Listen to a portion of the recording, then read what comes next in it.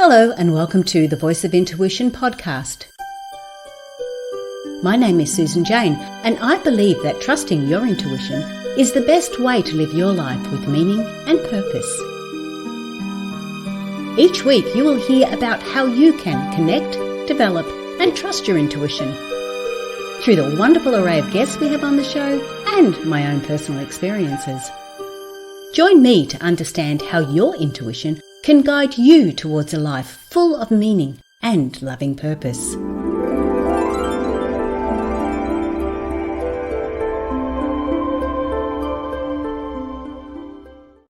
Hello and welcome to the Voice of Intuition podcast. My name is Susan Jane and I'm your host for the podcast.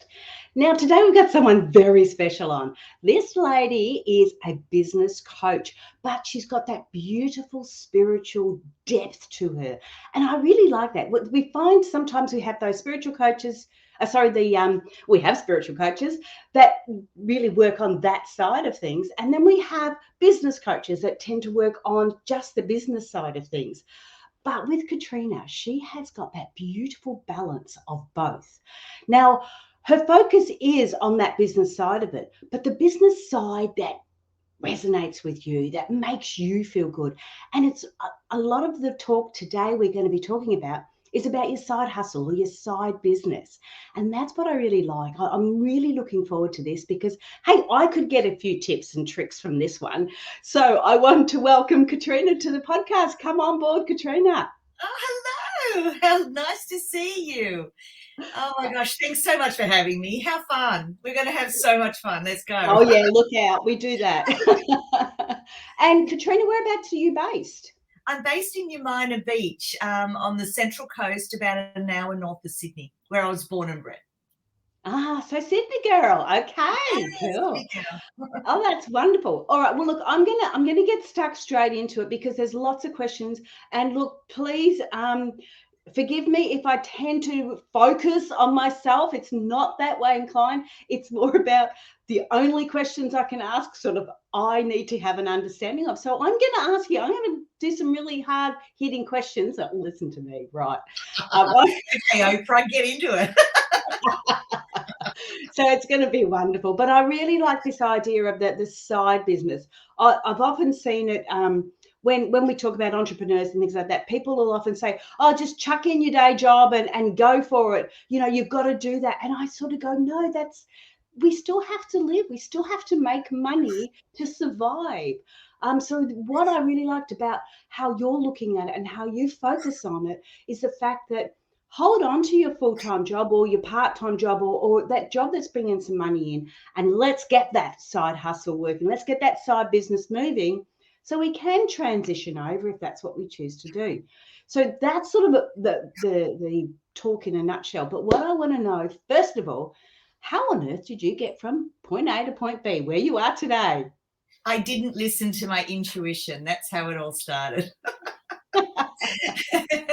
So about, it's over 25 years ago, I was in my last job and I saw this ad in the newspaper and it was very advanced and it caught my attention because it was an ad in full color. And so it said that, you know, to have your own business as a coach. And I looked at that ad and it felt like, to me, it had my name written on it. It was for me. So, of course, I listened to my intuition because I'm very intuitive, and I met with the guy, and the guy I met with was very strange and unusual. My intuition was screaming, no, no, no, this is not for you, this is not for you, this is not for you. I didn't listen to that. I signed up. I paid $30,000. Once I got into the program, this training sort of program, this development program, they had nothing, absolutely nothing was built, nothing. And all the group started to talk amongst themselves and sort of started to say, have you seen anything? Have you seen anything? Then we sort of realized that it was a bit of a scam. It was a bit of a dodgy situation. And I went to my lawyers and it was a barrister friend that saw me, and he said, I'll ask you a question. Have you learned a $30,000 lesson? And in that moment when he asked me the question, it was like the Matrix. It was like every cell in my body changed. And I said to him, actually, I have. And he goes, great, because you can throw more money after it. You can try and win the case. You can spend a lot of time and money on this, and you probably will win. But it'll cost you $15,000 to get the $30,000 back, which he probably doesn't have. He's already spent it. So, good money after bad. And so I said to myself, I have learned a $30,000 lesson, and that was that I could do it myself, and that I had all the skills, all the training that I'd done over the years was all sitting there waiting to be ignited. And so that was the first experience of listening to my intuition one minute and then not listening to it the next, still going ahead. But at the same time, the intuition probably already knew what I was going to do. It knew there was going to be this big lesson in there for me. And the lesson was, it gave me confidence to show me where I was at in the market compared to him. There was him saying, I'm an expert, I'm fantastic, I'm amazing, I've got all this stuff. He had nothing. So what I did was I ended up developing a program so packed with value in response to what happened to me when I started. So in a way, I'm kind of almost, over-giving and making sure that people get exactly what they need in every aspect of starting a business. So that's why I do what I do and why my program is what it is. It's because I had that experience, and that was not a great start, but it did put me on a trajectory of saying, all right, Katrena, if you're going to do this and you're going to be in business for yourself, you really have to be in tune with what is yours, what is not yours, and who you're meant to work with and who you're not meant to work with. So, the game began, the journey began. I know exactly what you meant. Mine wasn't quite as costly as yours, but mine was a $5,000 one. Yeah. And I did exactly the same. Went in there, and they had nothing. They had absolutely nothing. It was such a scam. And exactly the same. And I did know a lady who did chase it, and she did go through all the court case and everything else to get her money back. But I think I did what you just did, and it was like, well, it was a learning curve because, like you say, we're learning all the time. It's got to get to the stage where you go, enough learning, let's start doing. Yeah, exactly. I'm all about the doing, all about the action. And a lot of clients come to me with 20 certificates. They've been a lifelong student. And in fact, we are all lifelong students. I like to call my people activated lifelong learners. That puts us in the top 10% of the world because everyone else is a 90%er. They're a lifelong learner. They're going to learn and grow just by default. Whereas 10%ers, activated lifelong learners, we're proactive with our development. Now, anyone that wants to start a business or do something on the side, they tend to be in that category because they've got a bit of get up and go, make it happen energy. They've probably got the entrepreneurial spirit singing to them, and their intuition is part of that. The intuition is talking to you. It's a biofeedback machine. So it's constantly talking to you, saying whether you're happy or not, whether this is the right thing or not for you. I think the problem is with intuition is it's inspirational. It's maybe motivational. It might get you to go and think about things from there to there, but it doesn't give you the how-to. And business is probably one of the best personal and professional development programs you will ever do. When you start your business, you're committing to a journey of discovery because nobody knows everything about business. And marketing, if you just take marketing alone and all the technology that's developed over the last 25 years that I've personally seen come in, you just learn and grow as it happens. It's constant moving feast. It's constantly transforming. And that's what makes business really interesting. there always requires more from you, always. And so you've just got to accept that and know that it's just going to be this fabulous learning experience one day after another. You'll learn on so many different levels. So your customers, your clients will teach you so much.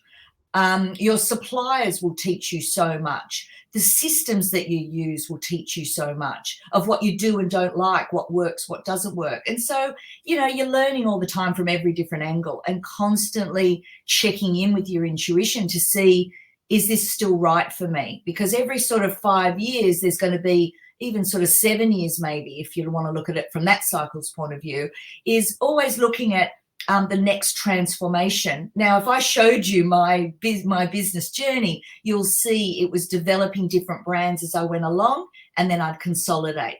And then suddenly I was developing different brands, and then I'd consolidate.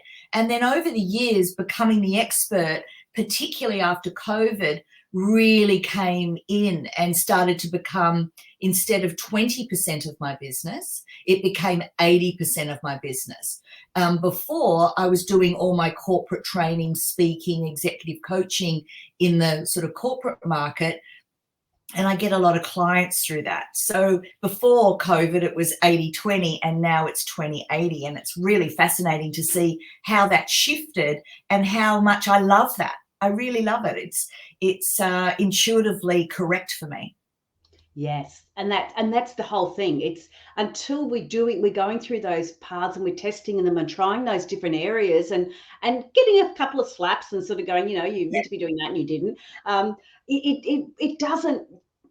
And again, you don't stop learning, but you continuously learn and you keep on going. And what you've got now, like you say, you've got your 80-20, but that's not going to, you're not going to stop there. You're going to keep going because, like you say, technology is changing. You don't have a choice. You either give it up or you evolve with it. Yeah. Like my business before COVID was mainly based in Australia with a couple of people from overseas. But through COVID and the use of Zoom, my business now is very international.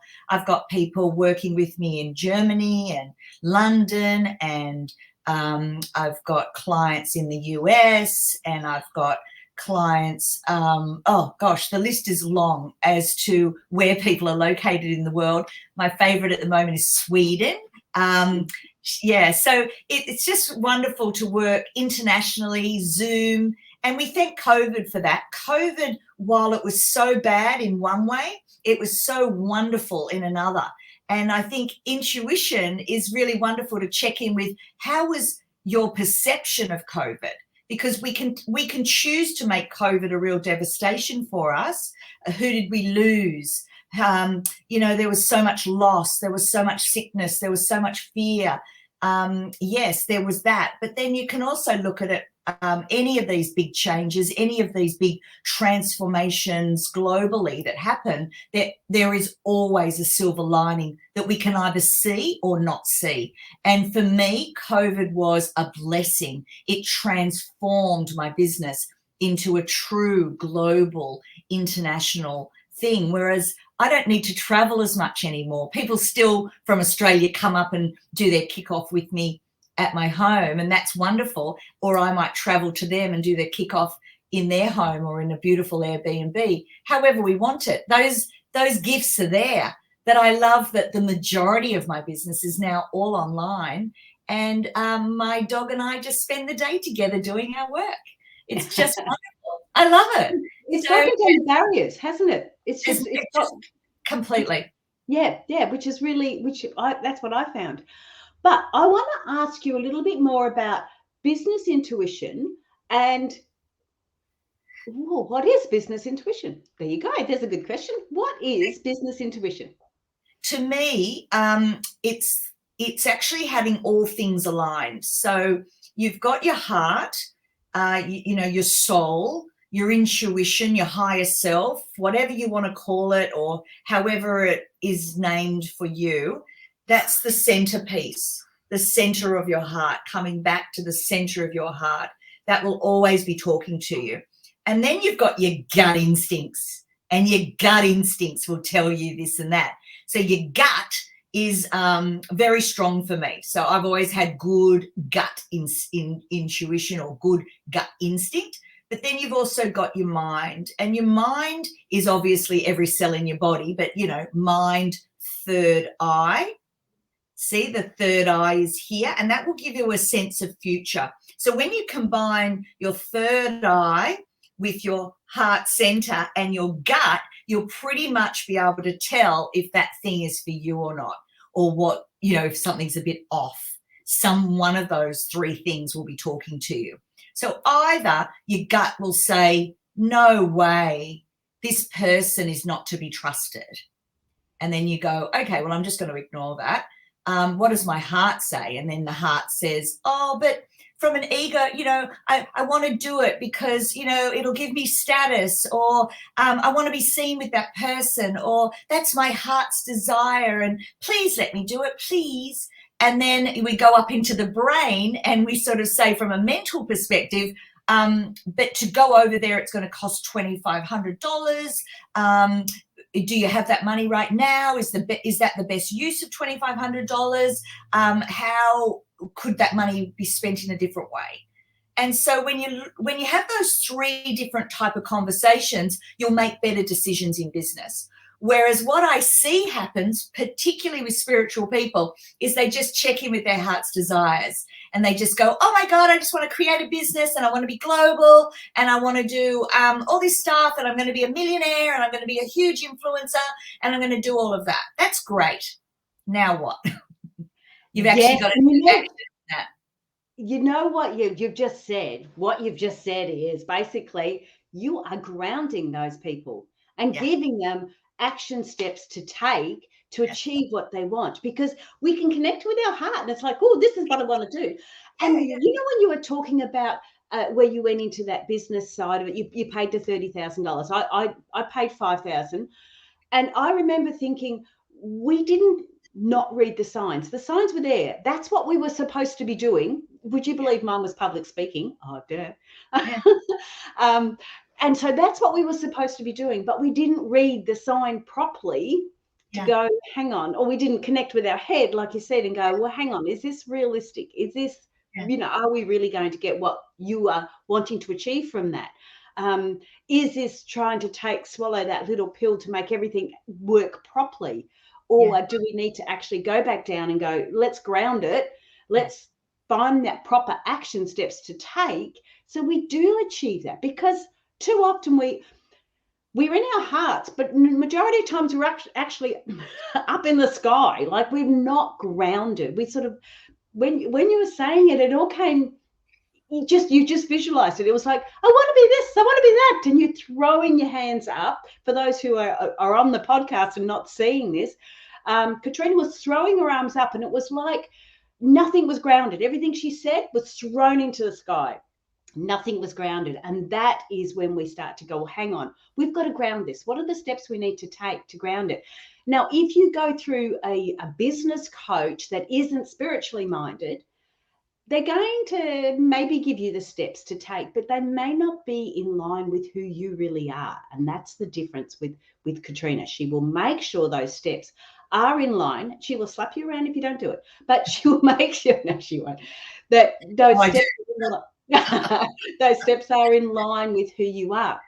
So that's the difference there. And I really like that. I like the fact that we can see those signs, and it's really nice to look at the symbols and everything else, but we've got to read them properly. We've got to check in with other parts of the body, check in with other aspects of us to make sure they are right. So I really enjoy that. Now, I want to go, we're talking about the steps where we're taking. Also, for those that are on the podcast too, to connect with Katrena, you need to go to her Australian website. It's becomingtheexpert.com.au.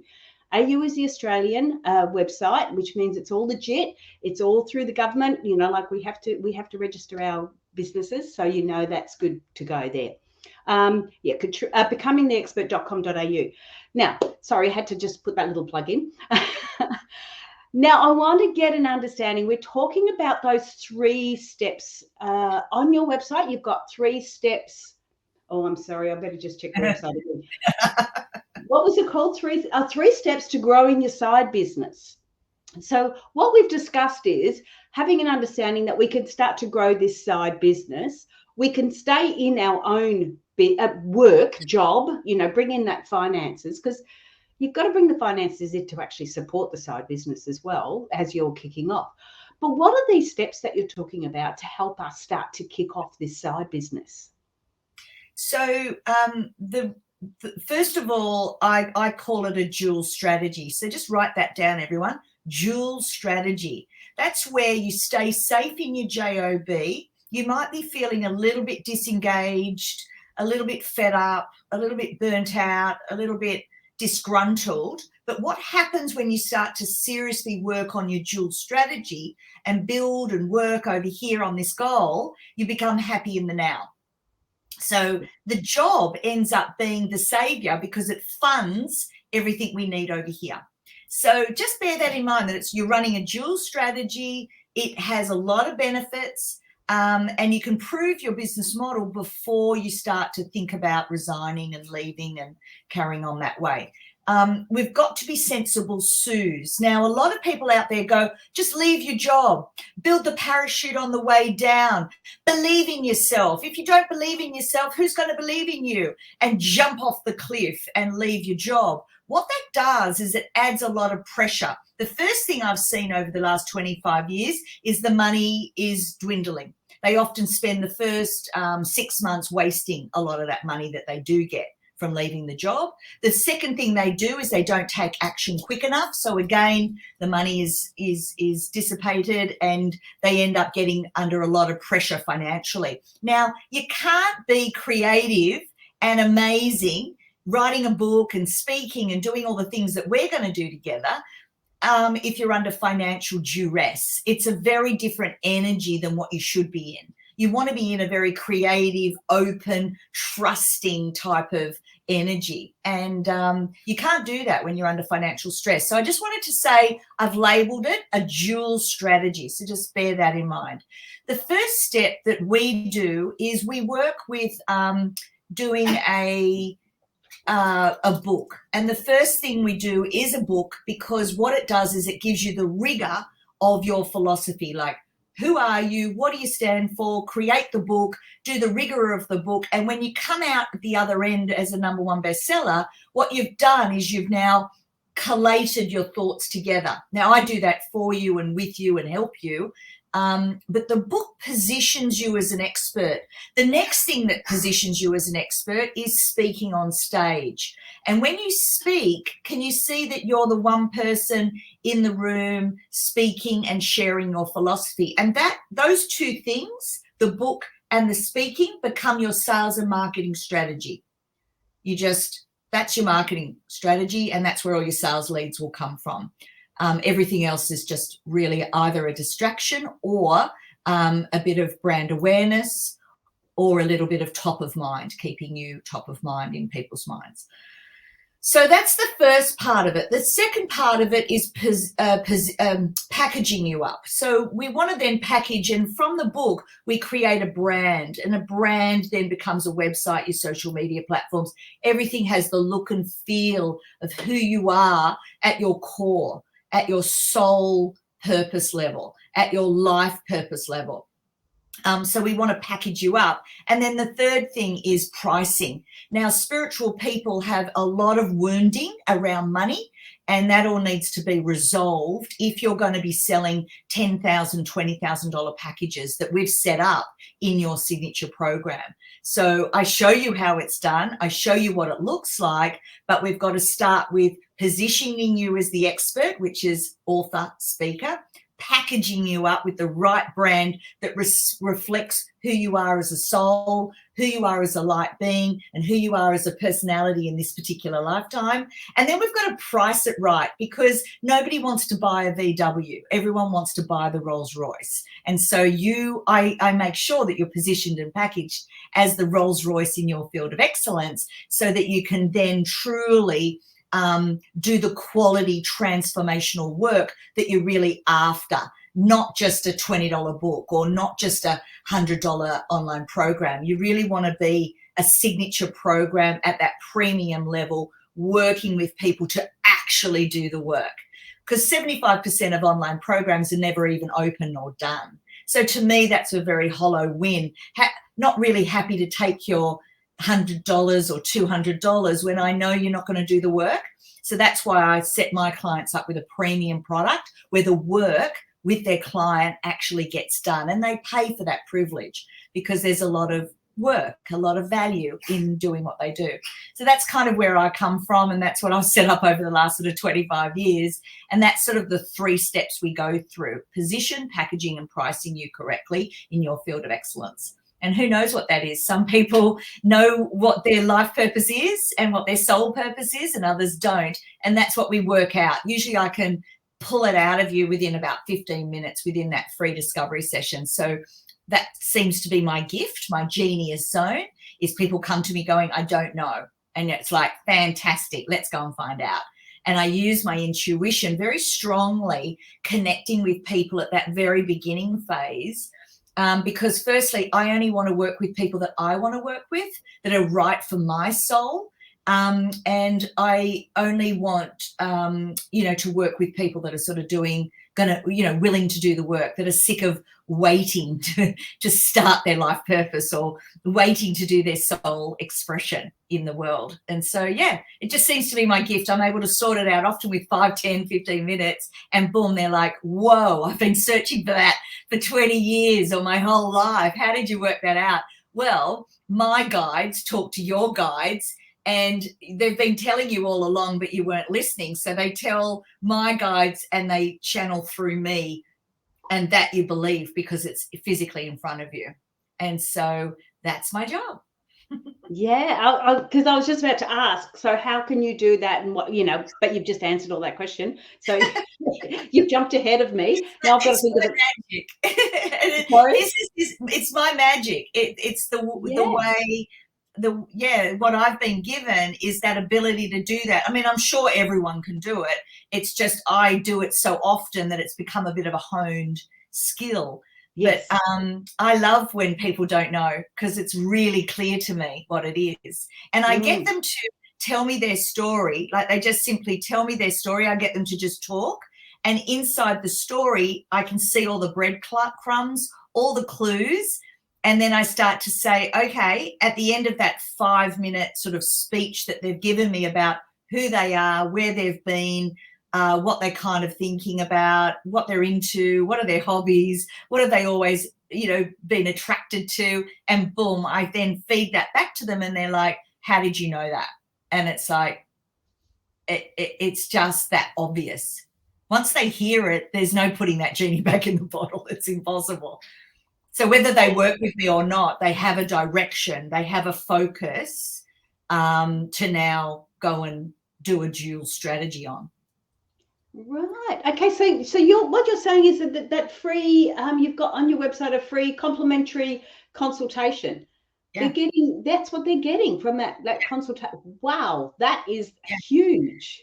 Yeah, it's my gift to the world, because not everybody can afford my program. Not everybody can be focused for 12 months and work on this stuff. A lot of spiritual people are broken up into 2 camps. There's the ones that are filled with fear, that if they take it out of the Akashic records and bring it down into the 3D world, down into Earth, down into this dimension, that it will lose all its magic.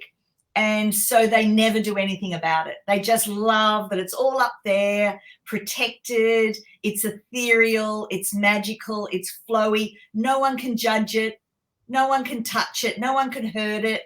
And it just stays up there as a beautiful dream. And then they die with regrets. And then the other side of the camp is the people that so desperately want to bring it down. They desperately want to manifest it here on the earth. They really want to be the magician in the tarot card pack. Go and grab the magician in the tarot pack and bring it out in front of you for the next week or 2.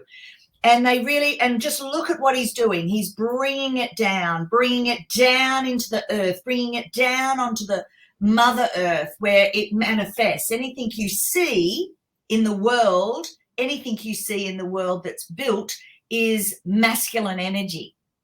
And so what spiritual people want to do is they'll use their feminine energy in the womb to create the idea and inspire the idea and gestate the idea and birth the idea, but it's handing it over then to the masculine energy to then create the structure.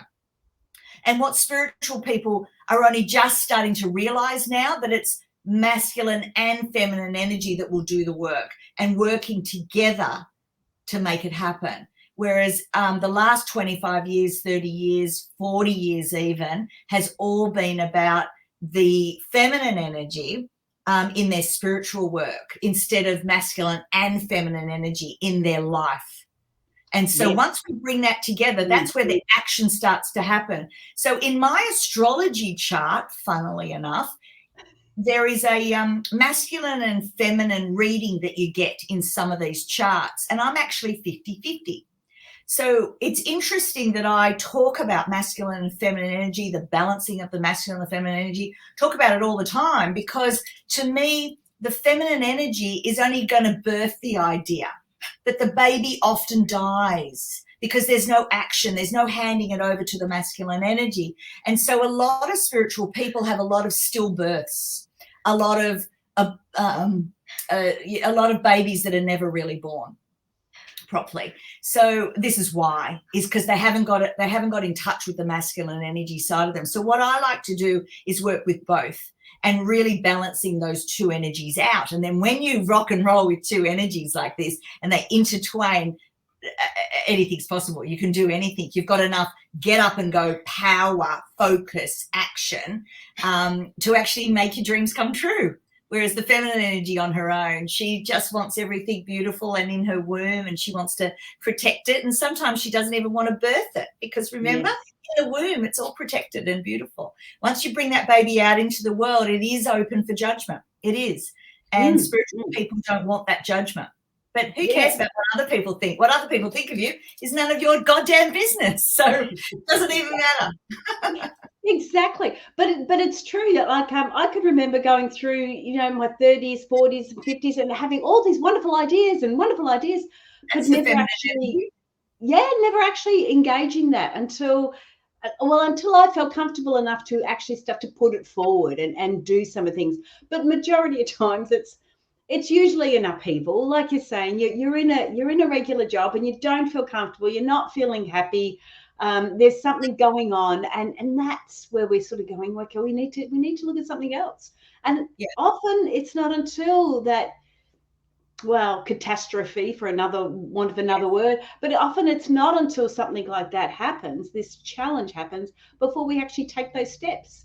I went back to uni when I was 48 because I was going to do something else, studying again. Oh, for goodness sake. Learning again. And I did a 3-year course 6 months after, and I knew I needed to do that. And I think it's because of the technology that I have now. I knew I needed to do the course, but again, probably didn't read all the signs properly, but got some of them, and followed that, and it was really good. But 6 months after I finished the course, the uni degree, the government changed hands and wiped out all the jobs. So I've never been able to use that uni degree in the context that it was designed for, like, why I did it. It was health promotion. It's a health promotion. And I studied epidemics and pandemics, but of course none of that was going to happen in 2011, was it? So it's funny how it comes along. We're seeing those signs, we're reading them, and I guess where I'm going with this, Katrena, is that we often feel like we're failing. We're starting to birth these ideas, like I did I left my kids. My kids had left home, but I left my family locally. I put a manager in my business. I put renters in my home, and I moved to the Gold Coast to study. So it was a huge upheaval. And then when I find out that I spent $30,000 on that course, on that degree, and then 6 months later having nothing, you sort of think, well, what the hell? I know that they were the signs. Everything fell into place so easily. What the hell? Where did I go wrong? What did I do? And Did you that's when ever have a degree before? no. Okay, so who told you that degrees will give you a sense of satisfaction, or where was the status for you? So to me, a degree often is a sense of low self-esteem where they feel that they need that status. Yeah, they need that status. Absolutely. And once they've got the brand of status, I just finished a 20-year emotionally abusive relationship. I don't think I could have got any lower in my self-esteem than I could possibly get. Yeah. Oh, yeah. And that's with the signs. That's what I mean. The signs were there. It was the right path because it got me away from all of that. So it was. I'm not disagreeing on the path now because I can reflect back. But at the time, it was very, very devastating. It was so challenging to do all this and then have no control over that. And that's when I went, well, I've got to use these skills to do something else. And that's when I started writing my book. And that's where I went. But I guess, like I said, I'm bringing this forward because I want people to understand that you're following the right path. You're following those signs and those symbols, and you're following your intuition. Don't be really disheartened if it doesn't work out the way you perceive it to work out. In fact, it will never work out the way you perceive it.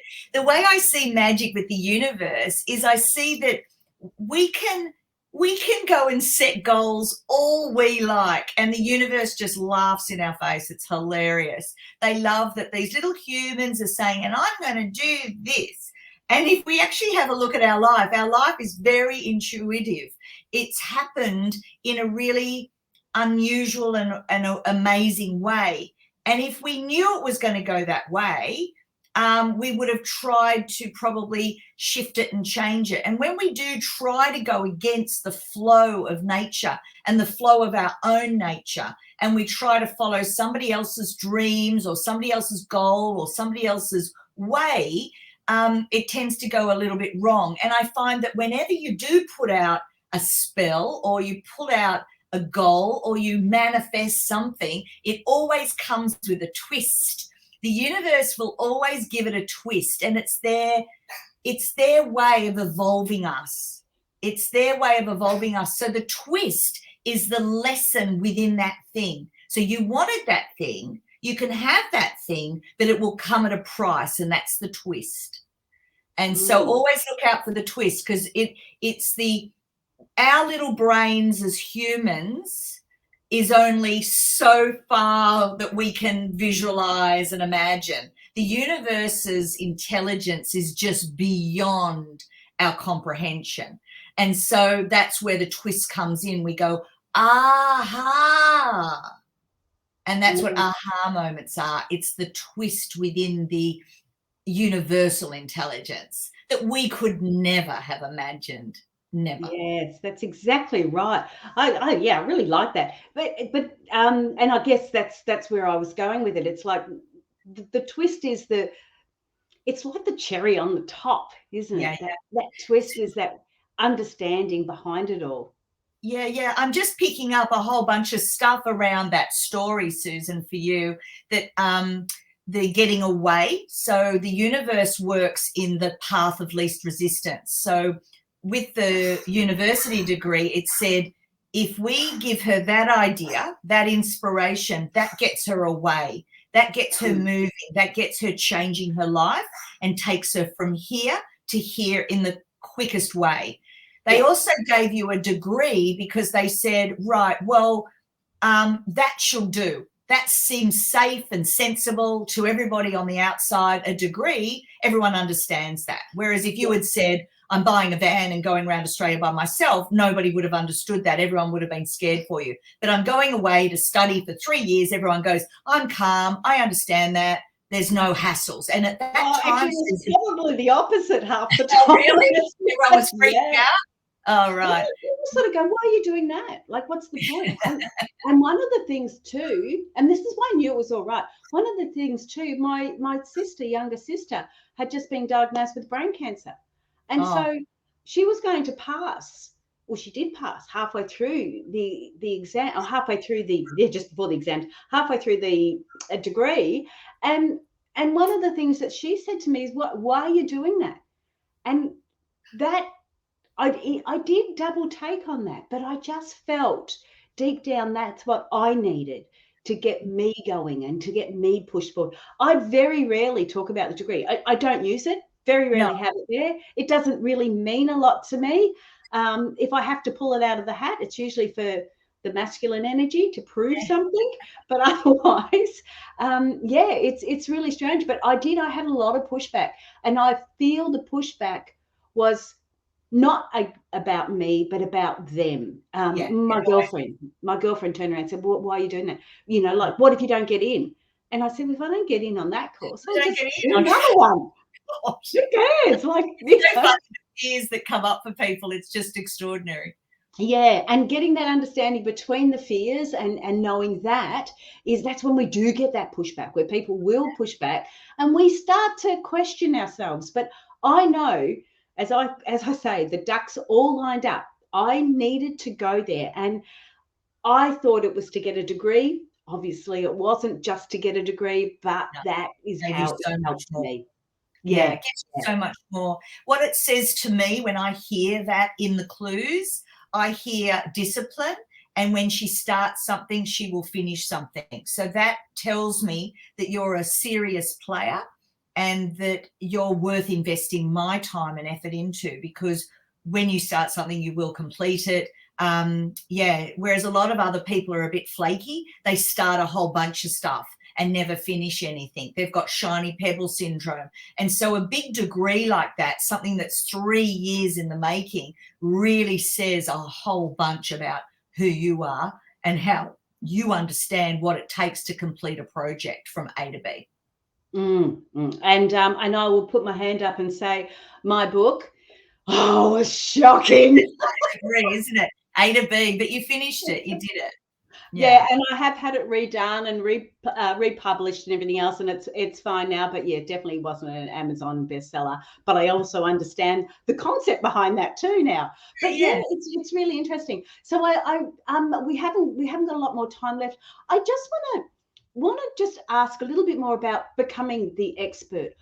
Why is it so important to become an expert? Because sometimes we look at the word expert and you sort of go, oh, bit up themselves, like. And that's an Australian saying, so sorry for the people in America. It's like you're better than everyone else, which actually you are. But here in Australia, we do have that tall poppy syndrome where they like to cut you down. So when you're saying becoming an expert, what does that mean? Like, why is that important? It's a really, really, really, really, really good question, because a lot of people will be unattracted and repel that concept because they think, oh, I'm not an expert. I can't do it. I never want to label myself an expert because we have the tall poppy syndrome. In the spiritual world, we have to be humble and modest for the rest of our lives and never stick our head above anybody else. The way I explain it to get my clients over that hump, because they need to get over that hump. I can't just leave them in that belief, because that belief is not true. What I want people to realize is it's becoming the expert in your field of excellence. And so when you have a look at your mixing bowl that we're going to make the cake out of, nobody has your upbringing. Nobody has your 20 different certificates. Nobody has your life experience. Exactly the same as you. You have all these ingredients that we then mix up into your cake, and that's what you're the expert in, your cake. And so once you realize that it's not about anybody else, it's not about saying you're better than anybody else, only you know your story, only you know your expertise and the way it's put together and clicked in for you. This is your cake. You're becoming the expert in your cake. Now, once the cake comes out of the oven, you then want to decorate it, and that's your branding. That is unique to you, and it's an expression of you in the world. So you are the expert in your field of excellence, and so people don't know how to bring their excellence together. That's my job. I bring the cake and all the ingredients together, and we bake the cake, we decorate the cake, and we put the little cherry on top, and boom, that's what you're the expert in. And that I'm sure you can receive. Surely you can receive your own expertise. And that, well, if you can't, no one else can. well, nobody else gives a shit. So, so if people don't accept their own expertise, then that's fine. You just carry on saying, oh no, it's more important for me to be humble and modest and just keep my head down and be miserable, and then get bitter because they've wasted the last 20 years just being bitter and not taking any action. To me, intuition is all about listening at the very beginning when it starts talking to you. If you listen at the very beginning when it's just a little whisper, it's just a little howdy-ho, it's before you get bitter. Now, if you don't listen and it keeps knocking, it gets louder, it gets louder, it gets louder. And as you say, it can turn into dis-ease, and it can turn into being retrenched, and it can turn into being sacked, and it can turn into being absolutely miserable. It escalates until you listen. Now, humans, for some reason, require pain to change, require pain to take action. Don't be that type of human. Listen to the little tiny whispers when it's saying, are you feeling a little bit bored in your job? And that's the beginning. Boredom is the beginning of a change. Bitterness is the end when you've left it for 10 years. That's not the time to make changes, because you go out into the world and try and build a business based on your bitterness energy instead of your boredom energy. You want to interview for new jobs, or you want to build a business in this energy. Like, I'm a bit bored. Oh, let me have a think about what do I want now? What's my next chapter look like? And it's all really exciting and curiosity. Whereas if you leave it for 10 years and you're like bitter and you're like, nothing ever works out for me and everyone else can do it, but I can't do it. And who am I? I'm so humble. I'm so modest. Aren't I amazing? But I'm sitting here in my shit and I'm going to stay here. Well, you've got to go out into the world like that. How's that possible? It's going to be really tough. Do it at the very early. And that's what I learned really early on in my life is I listened. The minute I was bored, I'd start making changes. Yeah. Look, we're getting low on time, Katrena. Sorry, I don't mean to shut you down. You got 2 seconds to any last questions, and we've put up your website. The website will be on the description down underneath where they can contact you. But any quick last messages that you've got before we say goodbye? Oh, thank you for having me, Susan. It's been absolutely fun. I've had a lot of fun, as you can tell, when I'm talking like this about things that I love, like intuition and magic. You just have me at hello. So I look forward to having free discovery sessions with people and finding their expression in the world. And perhaps one day you'll become the expert in your field of excellence. Lots of love. Mwah. Thank you so much. That was wonderful. Okay, got to say goodbye. Jump onto the website. Have a look at it. So it is becomingtheexpert.com.au. It's fantastic. It's she's got so much on there. And look, hey, it's not going to cost you anything to get a free call. Find out where your passion is. Find out your expertise, what it is that you can do. And, it's amazing. Like, we don't have these opportunities very often. If you can grab that one before paying $30,000 like poor Katrena did for nothing, at least you know where you stand and know where you're going. Then you can make an informed decision, which is really good. Okay, share, subscribe, like the podcast, get it out there, share it with your friends. It'd be really lovely. We really appreciate that. But I am Susan Jane. I'm saying bye for now because I've run out of things to say. Okay. See you guys. See you next week. Bye for now.